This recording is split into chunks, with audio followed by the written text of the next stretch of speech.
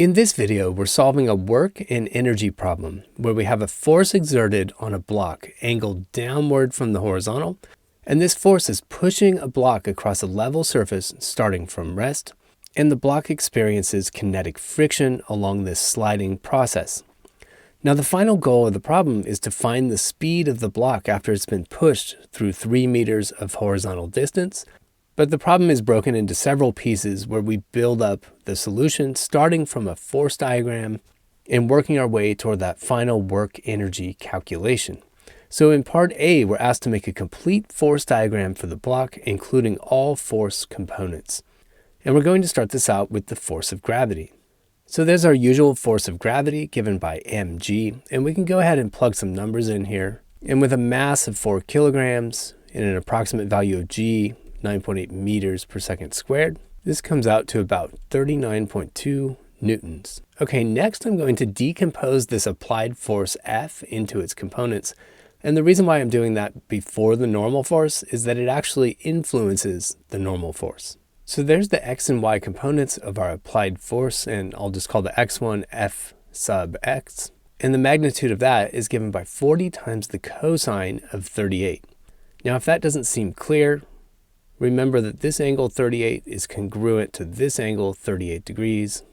And that makes it really clear that we take the adjacent side here, F cosine 38, in order to get our horizontal component.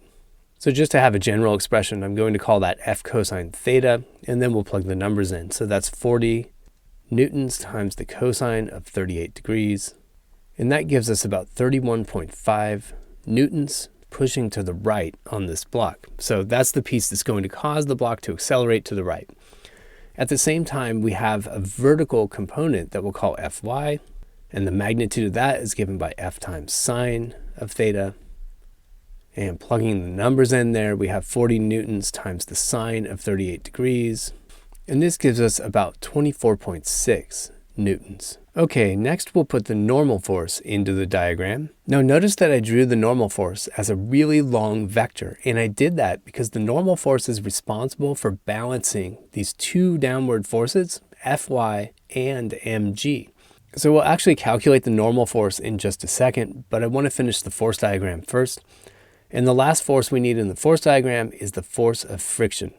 So this block is going to slide to the right, and the friction force opposes the direction of slipping, so it points to the left. And for now, we'll just label that as Fk because we're running out of room to write things in the diagram. All right, so we get into part B of the problem, and we want to actually find the normal force on the block. And what the normal force does is enforce the constraint that the block is stuck to this surface. And that means all forces perpendicular to the surface must balance so that there's no perpendicular acceleration. Well, that means the magnitude of the normal force is equal to the magnitude of our downward component of the applied force plus this downward force of gravity. So we just sub in the numbers we already have for those. The downward component of the applied force is 24.6 newtons. Gravity pulling down gives us this weight of 39.2 newtons. And this gives me a total of 63.8 newtons for the normal force. Next, we're going to get the friction force, little fk. And that's given by the coefficient of kinetic friction, mu k, multiplied by the normal force. So we were told in the problem that mu k is 0.18. And we already found the normal force. Again, this is larger than mg because part of the applied force pressed downward. And this gives me about 11.5 newtons, just rounding off to 3 significant digits. Okay, so next we want the work done by the applied force F and the work done by friction. And the work done by the applied force, it depends only on the parallel component of that applied force. In other words, Fx. So I'll just write that symbolically for a second, Fx, because that's the component that points in the direction of displacement. So I'll just call that delta x. So we take that component of the force, 31.5 newtons, and multiply it by the length of our rightward displacement, which was 3 meters.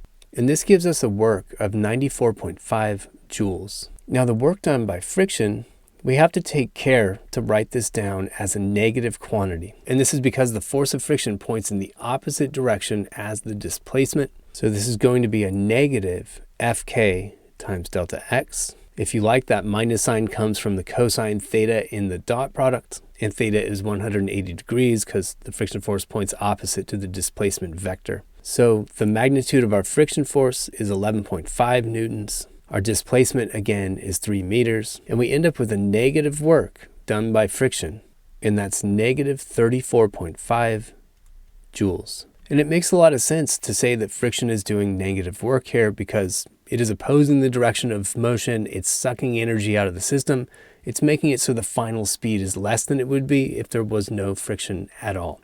So in part E, we're going to compute the final speed of the block, and we're applying the work energy theorem here. We're just saying the net work done on the block, so W net, is equal to the change in kinetic energy. And that change, that delta, always means final minus initial. So that's K final minus K initial. And we started from rest here, which means K initial is equal to 0. So really the net work that's done in this process is equal to the final kinetic energy. So to find the net work, we take the work done by the applied force F, that's 94.5 joules. We add that to the work done by friction, but that has a minus sign in it. So we have minus 34.5 joules. And this is equal to the final kinetic energy of the block, which is 1/2 times the mass, 4 kilograms, times the final speed squared. So we do the subtraction on the left. We multiply by 2, divide by our 4 kilograms, and take the square root. And when we run the numbers on this to 3 significant digits, we get a final speed of 5.48 meters per second. Okay, so we're done with the work energy analysis of the problem. But one of the cool things about this moment in a physics course is you can always go back and check your work by using the old force and acceleration and kinematics approach to the problem. So I encourage you to check your answer by doing that. Look at the net horizontal force, compute the acceleration, and then use one-dimensional kinematics to figure out what the final speed is after you accelerate through a distance of 3 meters. And the two approaches are totally equivalent, and you should find the same final velocity of 5.48 meters per second. If you enjoyed this video, or at least found it useful, check out another one by clicking one of the links on the left, or click the Zach's Lab logo on the right to explore dozens of physics and math playlists. As always, you can leave your questions, comments, and requests in the comments section below, and I'll get back to you within 24 hours. Thanks for watching Zach's Lab, and best of luck on your math and physics journey.